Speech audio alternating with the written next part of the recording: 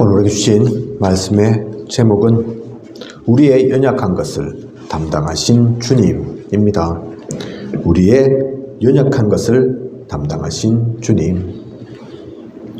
지금도 제가 강골은 아니지만 어렸을 때는 정말 잔병 치레를 많이 했었던 것으로 기억합니다.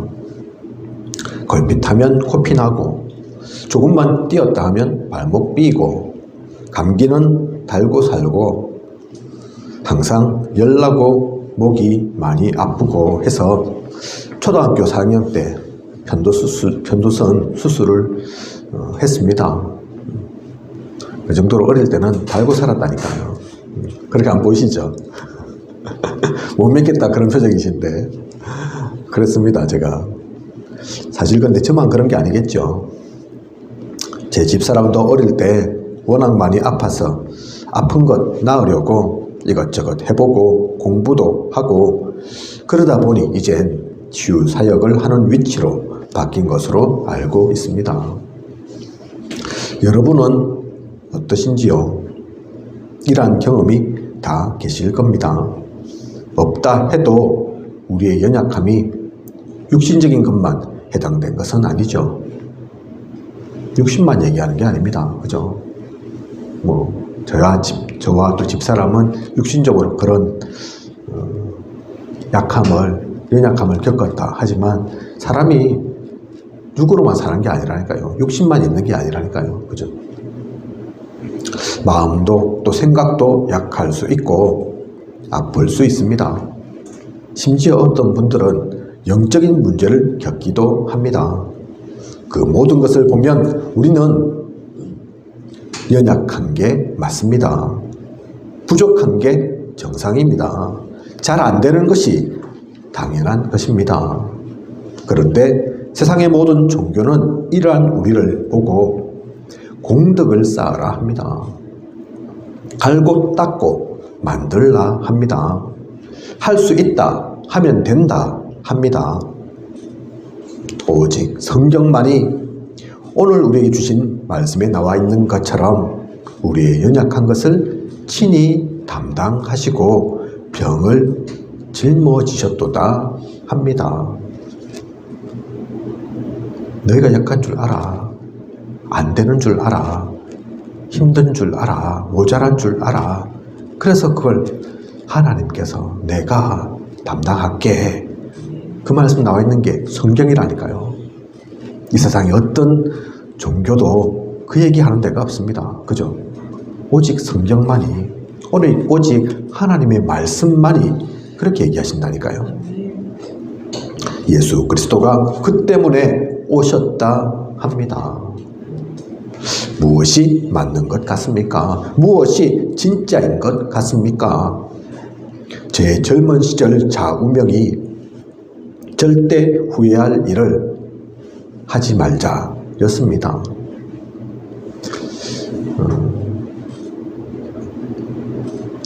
객관적, 주관적 또 제3자의 관점에서 보면 정확하게 판단하고 갈 수 있지 않겠냐. 실수할 것은 없지 않겠냐. 그렇게 젊을 때는 생각했습니다. 그런데 얼마 지 않아 알게 되었습니다. 뒤를 돌아보니 온갖 후회할 것뿐이라는 것을 제가 열심히 살지 않은 것이 아니라 그 좌우명이 처음부터 잘못된 것이었습니다. 우리는 할 수 없는 거였다니까요. 그죠? 제가 의지가 약해서 아니라니까요. 우리는 우리의 부족함을 깨달아야 합니다. 우리의 불완전함을 알아야 합니다. 우리의 한계를 보아야 합니다. 그러고 절망하라는 것이 아닙니다. 낙심하고 포기하라는 것이 아닙니다. 아이고 나는 불완전하고 나는 뭐가 안 되고 아이고 나는 한계에 지어지고 아이고 그래서 안 되는가 보다. 손 놔야 되겠네. 아이고 어차피 안 되는 건데 숙명론으로 빠지고 그 얘기 드리는 게 아니라니까요. 그죠?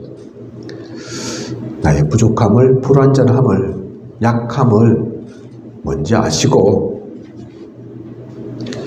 진짜 그것을 알고 그러고는 하나님을 향해야 합니다. 우리의 연약함을 담당하신 주님을 찾아야 합니다. 만나야 합니다. 그분과 함께할 때 우리는 그제서야 완전함을 찾을 수 있습니다. 참 평안함을 누리게 됩니다. 몇 년 전이죠. 우리 선교대에 그런 표가 있었습니다. 그죠? 기억하시는 분 계실 겁니다. 절대 불가능. 그죠? 절대 불가능이 뭡니까? 안 된다는 거잖아요. 완전히 안 된다는 거잖아요. 그죠? 절대라는 거는 1%의 가능성도 없다. 그 얘기거든요. 그죠? 근데 완벽하게 불가능하다. 그 얘기를 하셨다니까요. 그죠? 그런 표현이었다니까요. 그런데 그 절대 불가능이 절대 가능이다. 불자만 빠졌는데 절대 가능은 또 완전히 된다는 거잖아요. 그죠? 어떻게 절대 불가능이 절대 가능됩니까? 무엇 때문에 그렇습니까? 우리가 노력해서 그렇습니까? 능력이 많아서 그렇습니까? 가진 게 많아서 그렇습니까? 아니라니까요. 하나님만 딱 거기 들어가면, 하나님께서 하시면 절대 불가능이 절대 가능으로 바뀝니다. 그죠? 우리는 그것을 알고 그것을 누려야 합니다. 그래서 오늘의 말씀을 통해 영적, 마음, 생각, 육신 모든 부분에서 나의 힘이 되시는, 나의 안식처가 되시는 주님을 만나시기 바랍니다. 주님으로 인해 행복한 우리가 되길 원합니다. 그냥 설교 시간이 아니라 그냥 11월 12일 날 주일이니까 예배드리러 오신 게 아니라 말씀 통해서 이 하나님을 만나시는 이 주님을 다시 회복하게 되는, 그 주님으로 인해서 완전함을 누리는 그런 우리가 되길 원합니다. 언젠가 제가 한번 말씀드린 것 같은데, 사복음서는 예수님의 비슷한 시기의 행적을 다 얘기하고 있지만 보는 관점은 다 다릅니다. 마태복음은 왕으로 오신 주님을 강조하고 있습니다. 마가복음은 종으로 오신, 섬기러 오신 주님. 그래서 대속물로 오셨다. 그 표현이 마가복음에 있다니까요. 그죠? 마가복음 10장 45절. 그죠? 우리를 섬기러 오셨다. 종으로. 그 표현이 마가복음에 있습니다. 누가복음은 인자라는 단어가 많이 나오죠. 한번 잘 살펴보십시오. 누가복음에 인자 이런 단어가 많이 나옵니다. 사람의 아들 그 뜻이죠. 그죠?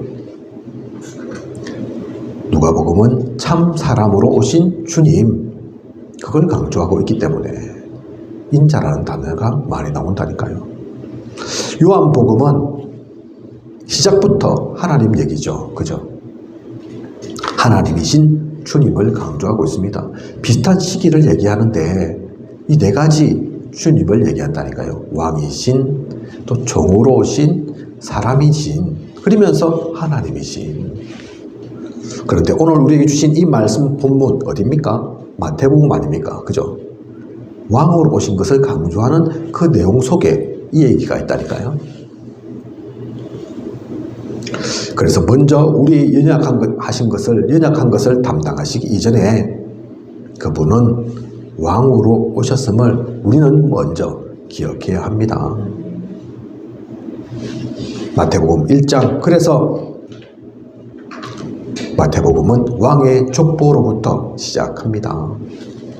마태복음 2장 1절에서 6절을 보면 동방박사들이 유대인의 왕으로 나신 이가 어디 계시냐, 2절에 그 말씀 나오죠. 그래서 이 동방박사들이 그에게 경배하러 왔노라 그렇게 말합니다. 유대인이 아닌 불신자이고 이방인이었던 동방박사들도 주님이 왕으로 오신 것을 알았던 것입니다. 몇 주 전에 우리가 이 말씀 같이 나눴죠. 그죠? 저 멀리서 사실은 그때 점성학자였던 이 동방박사들이 별을 통해서 천문을 보고도 왕이 오셨구나 알고 경배하러 찾아왔다니까요. 그죠? 왕의 족보뿐만 아니라 동방박사의 얘기뿐만 아니라 마태복음 3장 17절을 보면 하늘로부터 소리가 있어 말씀하시되 이는 내 사랑하는 아들이요 내 기뻐하는 자라 하시니라. 하나님도 정언하십니다. 내 사랑하는 아들이라고. 헤롯도 주님이 왕으로 오셨다고 생각했기에 자신의 자리가 빼앗길까 싶어서 동방박사로부터 얘기들은 동방박사로부터 얘기들은 그 이후 태어난 아이들을 모두 죽이려고 했죠. 그죠? 그래서 이스라엘에 엄청난 비극적인 일이 일어납니다. 주님은 이처럼 모든 이들이 전가하는 왕이십니다. 그죠? 족보로 봐도 그렇고 또 하나님 안 믿는 완전 불신자인 동방박사들이 그걸 증명했고 하나님께서도 말씀하시고 나쁜 헤롯 왕도 그렇게 알았다니까요. 먼저 왕이라는 걸, 주님은 참 왕이시라는 걸 우리는 기억해야 합니다. 세상의 왕도 귀할 텐데 그 권세가 보통이 아닐 텐데 그 정도가 아닌 만왕의 왕, 만주의 주신 그리스도이신데 이사야 53장 4절에서 6절을 보면 이 왕이신 주님께서 뭐라고 성경은 예언하고 있냐? 그는 실로 우리의 질고를 지고 우리의 슬픔을 당하였거늘 우리는 생각하기를 그는 징벌을 받아 하나님께 맞으며 고난을 당한다 하였노라. 그가 찔림은 우리의 허물 때문이요 그가 상함은 우리의 죄악 때문이라. 그가 징계를 받음으로 우리는 평화를 누리고 그가 채찍에 맞음으로 우리는 나음을 받았도다. 우리는 다 양 같아서 그릇 행하여 각기 제 길로 갔거늘 여호와께서는 우리 모두의 죄악을 그에게 담당시키셨도다. 주님은 우리의 질고, 즉 질병과 고통이죠. 주님의 것이 아닌 우리의 것을 짊어지셨습니다. 그런데 이것을 두고도 우리는 생각하기를 그가 자신이 지은 벌로 하나님께 맞으며 고난을 당한다 그렇게 생각하는 것입니다. 우리의 허물 때문에 그가 찔리십니다. 우리의 죄악 때문에 그가 상하십니다. 예수 그리스도께서 징계를 받음으로 우리는 평화를 누리고 그가 채찍에 맞음으로 우리는 치유받았습니다. 그런데도 우리는 그 은혜도 모르고 각기 저 하고 싶은 대로 하며 살고 말도 듣지도 않는데 하나님은 이런 우리의 모든 죄악을 잘못을 탓하지 않으시고 오히려 예수님께 이 모든 것들을 담당하도록 그렇게 하신 것입니다. 사실은 존귀받아야 될 분인데 그죠? 그런 권세자가 없는데 왕이니까 그 당시 이 땅에서 왕보다 더 높은 위치가 누가 있습니까? 그 최고의 영광을 받으셔야 하는데 오히려 이사야 53장 4절에서 6절 나오는 것처럼 연약한 우리 때문에 모자란 우리 때문에 부족한 우리 때문에 슬픔을 당하시고 고난을 당하시고 찔리고 채찍 맞고 징계받고 우리의 모든 죄악 담당하신다니까요. 담당하셨다니까요. 또한 시편 22편 6절에서 8절을 보면 또 어떻게 말씀하고 있습니까? 나는 벌레요 사람이 아니라 사람의 비방거리요 백성의 조롱거리니이다. 나를 보는 자는 다 나를 비웃으며 입술을 삐죽거리고 머리를 흔들며 말하되 그가 여호와께 의탁하니 구원하실걸 그를 기뻐하시니 건지실걸 하나이다. 무슨 말씀인지 아시겠습니까? 주님께서 얼마나 낮아지셨는지 나는 벌레요, 사람이 아니라고 나옵니다. 왕인데 벌레라니까요. 지금 사람도 안 된다니까요. 사람들이 비방하고 모든 백성의 조롱거리가 되셨습니다. 어떻게 조롱합니까? 말씀 그대로 나오잖아요. 여호와께서 구원하시지 않겠냐, 하나님께서 그를 기뻐하시니 건지시지 않겠냐, 빠져나오지 않겠냐, 저게 무엇이라고. 잘 한번 해봐라. 남일처럼 생각하는 겁니다. 실제 기억하십니까? 주님께서 십자가에 달리실 때 사람들이 그랬다니까요. 야, 니 유대인 왕이라며, 빠져나와봐. 네가 거기 왜 십자가에 달려 죽어? 왕인데, 왕이라 하면서 그렇게 조롱했다니까요. 많은 사람들을 고치고 병도 낫게 하고 죽은 사람도 살렸다며. 니부터 살아봐. 니부터 거기서 벗어나봐. 그렇게 조롱했다니까요.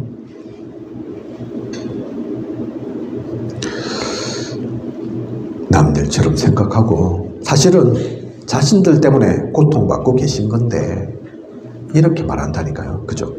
16절에서 18절을 계속 보면, 시편 22편 16절에서 18절을 계속 보면, 개들이 나를 애워 샀으며 악한 무리가 나를 둘러 내 수족을 찔러나이다. 내가 내 모든 뼈를 셀 수 있나이다.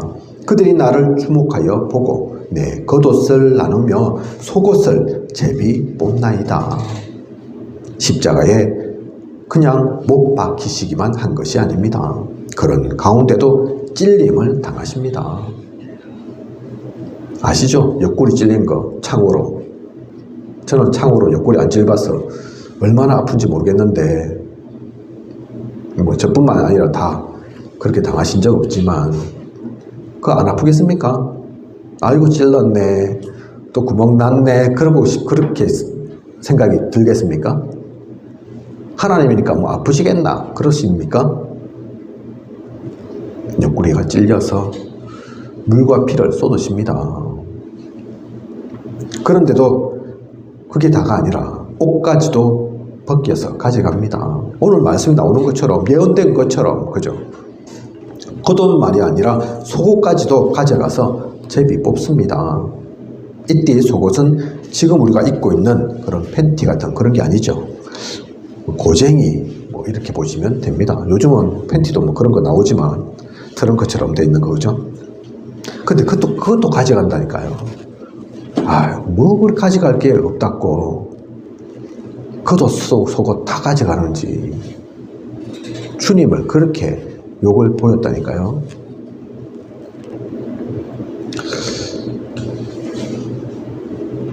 그 모든 것이 다른 이유 때문이 아닙니다. 주님께서 힘이 없으셔서 아니라니까요. 사람들은 그렇게 조롱하지만 그 모든 것들을 우리 때문에 겪으신 겁니다.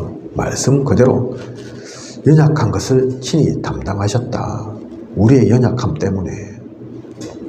베드로전서 2장 22절에서 25절 보면, 그는 죄를 범하지 아니하시고 그 입에 거짓도 없으시며 욕을 당하실 때 맞대어 욕하지 아니하시고 고난을 당하실 때 위협하지 아니하시고 오직 공의로 심판하시는 이에게 부탁하시며 친히 나무에 달려 그 몸으로 우리 죄를 담당하셨으니 이는 우리로 죄에 대하여 죽고 의에 대하여 살게 하려 하심이라. 그가 채찍에 맞음으로 너희는 나음을 얻었나니 너희가 전에는 양과 같이 길을 잃었더니 이제는 너희 영혼의 목자와 감독 되신 이에게 돌아왔느니라.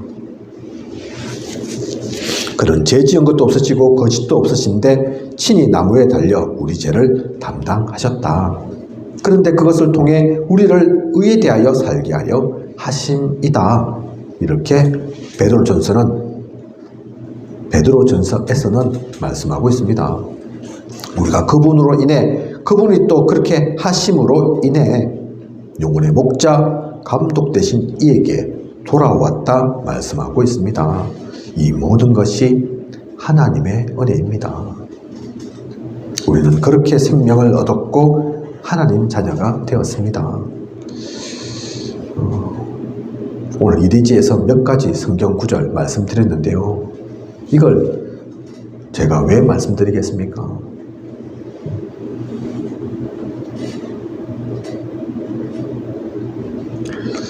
우리가 오늘 보는 마태복음 8장의 본문의 말씀, 우리의 연약한 것을 친히 담당하시고 병을 짊어지셨다. 그렇게 말씀하신 주님이 그 말씀처럼 또는 그 말씀보다도 더 많이 성경에서 이렇게 예언하고 있는 대로 왕이신데 하나님이신데 그럼에도 불구하고 그 권위를 나타내지 않으시고 우리 때문에 온갖 고난을, 박해를, 핍박을, 죽음을, 조롱을 당하셨음을, 낮아지셨음을, 그래서 우리는 그것을 기억해야 함을 알라고 말씀드린 겁니다. 제가 몇 가지 성경 구절을 말씀드렸지만 이게 다겠습니까? 아니라니까요. 그죠? 성경 전체가 사실 이 얘기를 하고 있습니다.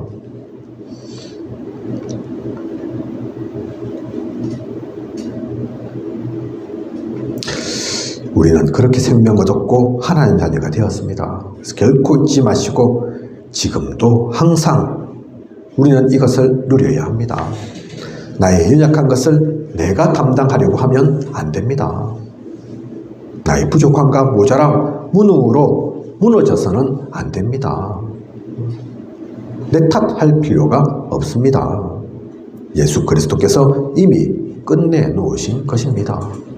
주님이 그렇게 하셨는데 그것을 무색해 해서는 안 됩니다. 분명히 성경은 이렇게 얘기하고 있는데 내가 하려고 한다, 내가 담당하려고 한다. 나쁜 뜻 아니겠지만, 그죠? 하나는 그것도 잘해보려고 하는 거겠지만, 아이고, 제가 할 일은 제가 해야죠. 그런데 그게 성경을 통해서 보면 결코 옳은 게 아니라니까요. 그게 맞는 게 아니라니까요. 하나님께서 다 책임져 주겠다. 내가 담당할게 하셨는데, 아이고, 그래도 제가 해야죠. 겸손같이 보이지만, 그 겸손이 아닙니다. 그게 사실은 교만이라니까요. 그게 자만이라니까요. 그죠? 또 반대로, 아이고, 나는 아무것도 안 돼. 나는 아무것도 할 수 없어. 너무 무능하고 부족하고 모자라. 나는 안 되는가 봐. 현실은 그렇게 보일 수 있어도 그것 또한 잘못이라니까요. 주님께서 심심해서 십자가에 달리신 게 아니라니까요. 그죠? 재미삼아 죽어보신 게 아니라니까요. 할 일 없어서 이런 고난 당하신 게 아니라니까요. 우리 때문에 그 모든 것들 다 담당하시고 책임지셨는데, 그런데도 아유 저는 안 되는데요.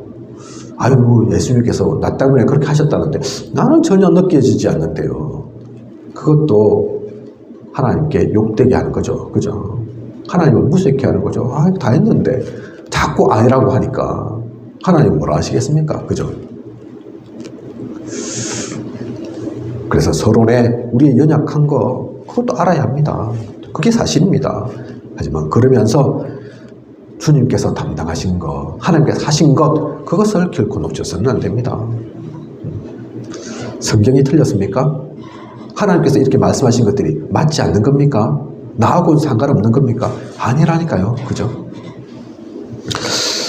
오늘 우리에게 주신 말씀의 본문에도 이렇게 담당하셨다는 그 증거가 나옵니다. 사실 오늘 읽은 본문의 말씀 그렇게 길지 않지만 짧죠. 그죠? 그래서 합독했잖아요. 별로 안 길어서. 근데 이 속에 다 있다니까요. 그 담당하신 것이 무엇이 나옵니까? 어떤 얘기가 나옵니까? 14절과 15절을 보면 베드로의 장모가 열병으로 앓아누워 있죠. 여기서 말하는 열병은 그냥 감기 몸살 정도를 말하는 게 아닙니다. 우리 감기 나면 열 나잖아요. 그죠? 아이고, 그런 감기 걸렸는가 보다. 조금 독한 감기 걸렸는가 보다. 그런 게 아니라니까요. 성경에서 말하는 열병은 장티푸스처럼 열이 나는 전염병입니다. 이때는 의학이 발달되지 않았죠. 그래서 많은 사람들이 이 열병으로 또 죽어갔다니까요. 그래서 이 병에 걸리면 격리도 시킵니다. 전염되니까. 또 한 번 걸리면 여러 사람이 죽으니까 근처도 가지 않았습니다. 그죠? 하지만 주님은 그렇게 하지 않으셨습니다. 오늘 15절 보면 뭐라고 나옵니까? 손을 만지시니, 그죠? 손을 만지시니, 손을 대시니. 얼마 전에도 이 표현이 있었죠. 그죠? 주님은 일부러 그렇게 하신다니까요. 보면 문둥병자에게도 그렇게 하셨잖아요. 그죠?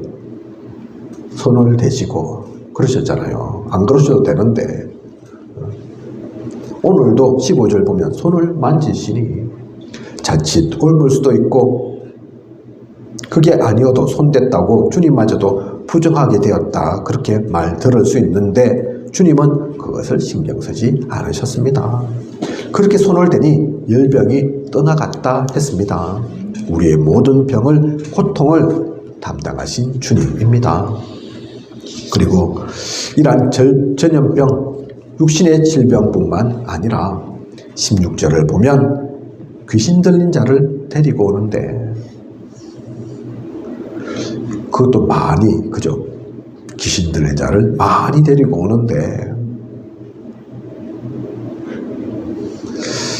영적인 병, 흑암의 병이니까 이러한 병도, 이렇게 병 걸린 사람도, 귀신 들린 사람들도 주님은 담당하시고 해결하셨습니다. 어떻게 해요? 16절에 말씀으로 쫓아내셨다 나오지 않습니까? 그죠?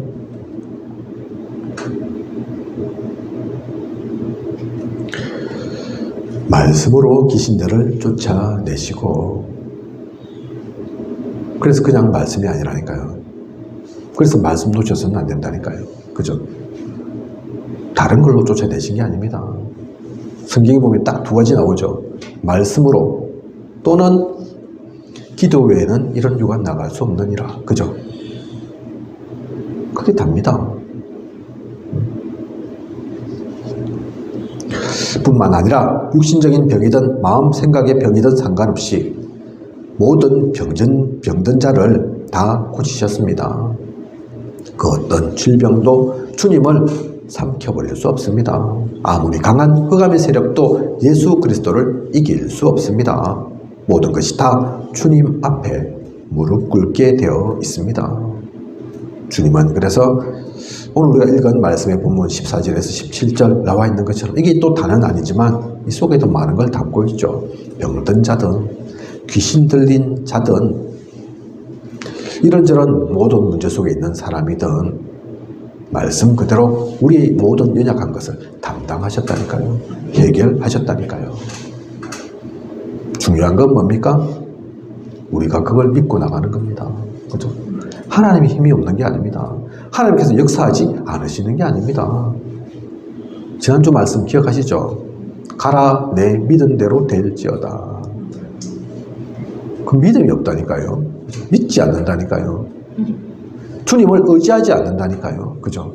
주님은 담당한다 하셨는데, 친히 담당하시겠다 하셨는데 계속 내가 붙들고 있다니까요. 내가 어떻게 해보려고 한다니까요. 그죠? 결론입니다. 오늘 우리에게 주신, 그래서 하나님의 말씀은 복잡한 게 아닙니다. 간단합니다. 주님은, 예수 그리스도는 고귀하고 높으신 분입니다. 왕 중에 왕입니다. 모르는 것 없으시고 못하시는 것이 없습니다. 전 우주를 주관하시는 분입니다. 말씀으로 이 세상을, 우리를 창조하신 분입니다. 그런데 그 분이, 그 주님이 우리 때문에 우리의 연약한 것을 친히 담당하시기 위해 가장 낮게 오셨습니다. 우리의 모든 부족하고 모자라고 무능한 것, 질병과 문제를 다 안으셨습니다. 그래서 그리스도이신 것입니다. 그리스도란 말이 기름 부음을 받은 자란 뜻이지만, 또한 우리를 위해 죽으시고 우리를 살리신 이름, 그 이름이 또한 그리스도입니다. 우리는 그것을 놓치지 말아야 합니다. 그것을 붙잡아야 합니다. 오늘 우리 교회 자리 보시면 제가 평소에 있던 자리 말고 또 한 칸 뒤로 자리를 그렇게 정해놨거든요. 오시지 않으셨는데 이제 오셨는가 보네. 오시지 않으셨는데 오신다 한 분이 계셨어요. 오실 수도 있어서 자리를 그렇게 비워놓은 거거든요. 우리 이제 캠프 가운데서 만난 분인데 알코올 중독에 도박 중독에 나이는 많으신데 이제 거의 한 70 다 돼 가시는데 중학생 딸이 있더라고요. 그래서 캠프 중에서 만나서 우리에게 얘기하시는 게 우리 의지할 데가 없습니다. 우리 딸 하나 있는데 사실은 차이 많이 나잖아요. 그죠? 이제 69세, 70세인데 딸은 지금 중학생이니까 중학교 2학년 몇 살 되죠? 그죠? 그러면 뭐 아이가 성인 될 때까지 살아 계실 수도 있지만 아닐 수도 있죠. 또 성인 될 때 살아있다 하더라도 그 정도 나이가 차이가 나면 아이고 우리 아이 성인으로까지 어떻게 키울고 또 성인 되면 결혼은 어떻게 시킬고 다 그런 게 신경 쓰이고 걱정되는 거 아닙니까? 그죠? 그래서 의지할 데가 없고 한편은 그것만이 다가 아니라 자기는 자꾸 안 하려고 하는데 술에 의존하게 되고 술 마시게 되고 도박이 그냥 됩니까? 도박이 그냥 재미입니까? 취미입니까? 손해보잖아요. 그죠? 잘못하면 빚도 지고 그러잖아요. 경제적 손실도 있잖아요. 아이 키우기에도 버거울 수도 있는데 그러면서 울면서 얘기하시더라니까요. 의지할 데가 없습니다. 도와주세요. 그죠? 그분이 정확하게 무엇을 생각하지는 모르겠습니다. 경제적 도움이 필요한 건지 아니면 혼자 계시거든요. 이혼해가지고 딸 하나 두고 있는데 이런저런 뭐 부족한 건 많겠죠. 빨래를 도와달라는 건지 집에 살림을 도와달라는 건지 교회에는 사람이 많다 생각해서 그런 건지 어쨌든 그분의 마음 이해하지만 또 당연히 그런 분들이 저는 그게 하나의 경우라고 봅니다. 케이스죠. 한 케이스. 그죠? 우리 주변에 얼마나 많겠습니까? 합천에 얼마나 많겠습니까? 얼마 전에 어느 목사님이 또 기도해달라고 명단 주신 분 있는데 그분도 알코올 중독자라니까요. 뭐 정상적인 분 없는 건 아니겠지만 우리한테 기도 부탁하고 우리 교회를 인도하려고 하는 분들 중에서 정상이 아닌 분들이 사실은 훨씬 많다니까요. 당연한 거겠죠. 그죠? 약하고 힘들고 부족하고 어려우니까 얘기하시는 거겠죠. 도움도 줘야 되지만 우리가 경제적인 거든 다른 거든 그런데 진짜 우리가 도울 수 있습니까? 여러분들이 도울 수 있을 것 같습니까? 저도 우리도 사실은 못한다니까요. 우리마저도 마찬가지입니다. 우리 한 명 한 명도 마찬가지입니다. 그죠? 우리 한 명도 제대로 내 스스로도 제대로 붙잡고 인생 살아가기도 쉽지 않은데 그죠? 우리가 어떻게 돕습니까? 어떻게 함께 합니까?